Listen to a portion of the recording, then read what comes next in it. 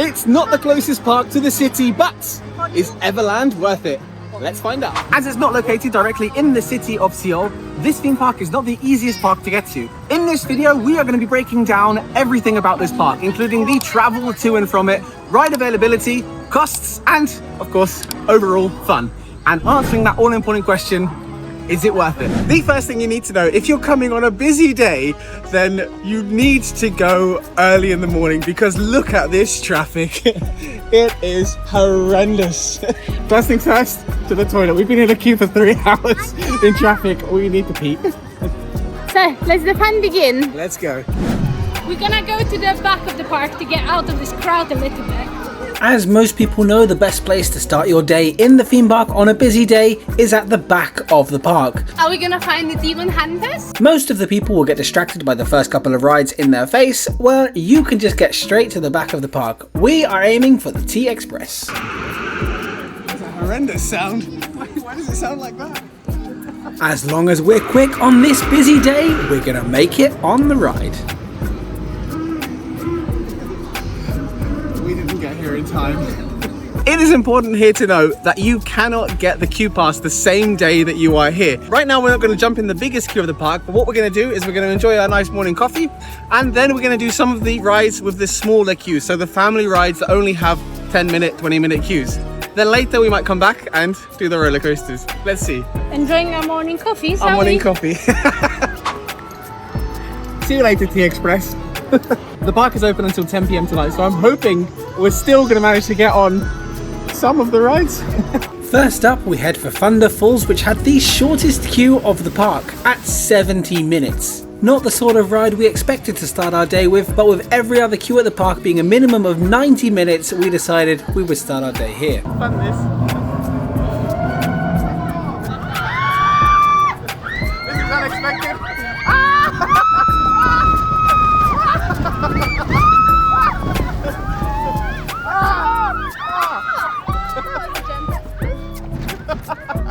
Right, here we go.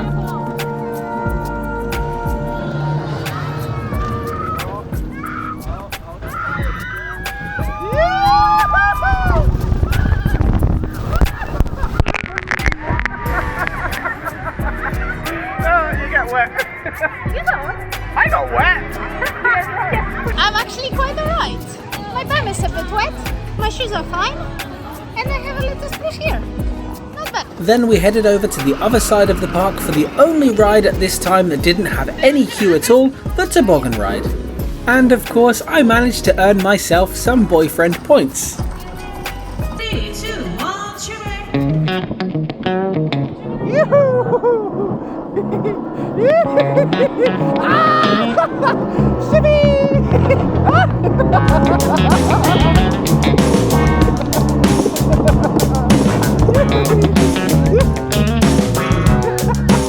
That was surprisingly fun.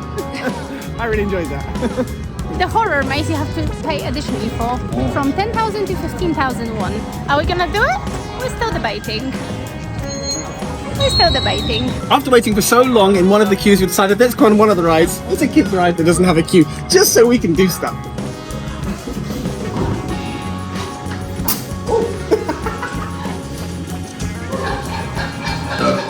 Spooky Funhouse was brilliant.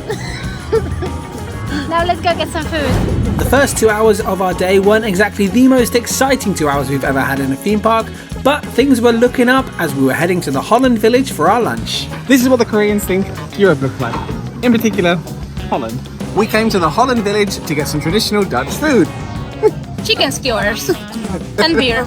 This is a message for all of my European friends. When a Korean says something is spicy, it's spicy. That was super hot. After lunch, we had a quick stroll around the rose gardens. The park itself is actually really beautiful just to walk around and just soak in the atmosphere, have a beer, check out the rose gardens, see the Dutch village. Just the queue times for the rides are incredible. If you come to this park, you have to book online the queue tickets. I mean, look at this, 70 minutes for bumper cars. Bumper cars for 70 minutes. Are you joking? The other two roller coasters, the Racing Coaster and the X-Express, didn't have queue times of less than 90 minutes for the entire day. T-Express remained at 150 and then it went up to 190 minutes. The ride-ups in this place are not really that great, which is why some of the queues are so long. For example, the X train, it just has one train going around the tracks. It's a 100-minute queue and they've got one train going round. All of the flat rides, they take so long to get people onto the ride and off the ride. It's just a really slow way of doing it. We've essentially sacked up waiting for 3 hours for rides. We're going to be taking a little walk around the zoo instead to cheer ourselves up. Walking around the zoo can be really nice. There's a huge variety of animals, including lots of types of birds and some very active tigers. One thing that is a little bit disappointing, yes there is pandas in this park, but to go inside the panda enclosure it's also a 90-minute wait. That was my favourite.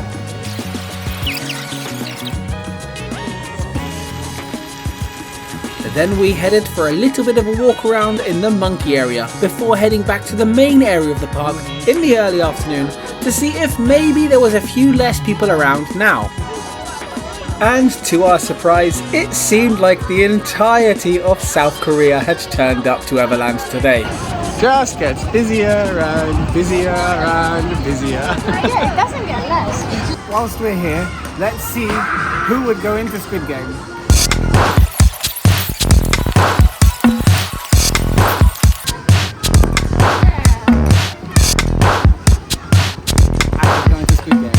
We had a little walk around the Blood City of Oz as well as the K-pop Demon Hunters ride. I know it's famous on Netflix, but I don't know what a K-pop Demon Hunter is, and with a 4-hour queue, I wasn't going to find out either. We then circled back to the T-Express, which was now showing a time of 190 minutes. I don't care how good a roller coaster is, no roller coaster in the world is worth over a 3-hour wait. Luckily for us, it seemed as though there was a whole bunch of parades and shows happening on the day. And by parade, what I really mean is walking around, and that's about it. I thought they were gonna die.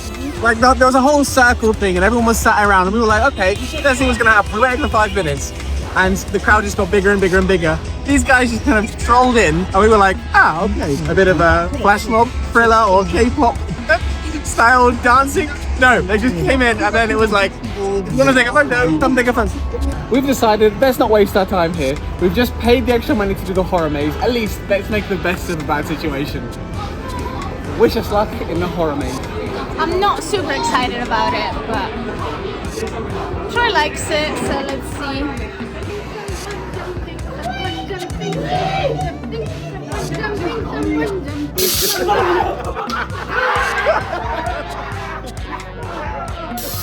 I like a group. They were all walking.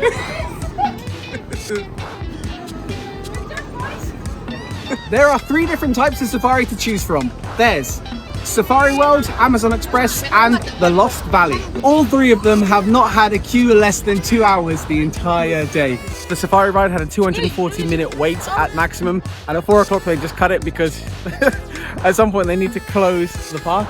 Me and Asha have actually already done safaris in Nepal, in India, in Sri Lanka. We've seen loads of animals and we didn't have to wait for 4 hours. This is a thing that most people in this park have spent half the day queuing for.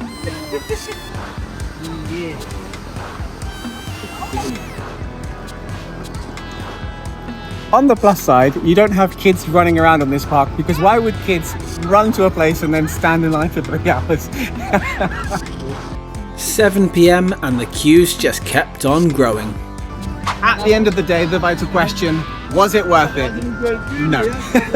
Absolutely no, it wasn't worth it. If you come on a day when it's not that busy and you've planned in advance or you've got the tickets to skip the queue, then maybe it's okay. But for us today, it was not worth it. In our next video, we'll be taking on Lotte World in Busan, this park's baby sister. Hopefully we're going to have a much better time. So make sure you like and subscribe to stay tuned for more, and we will see you in the next video.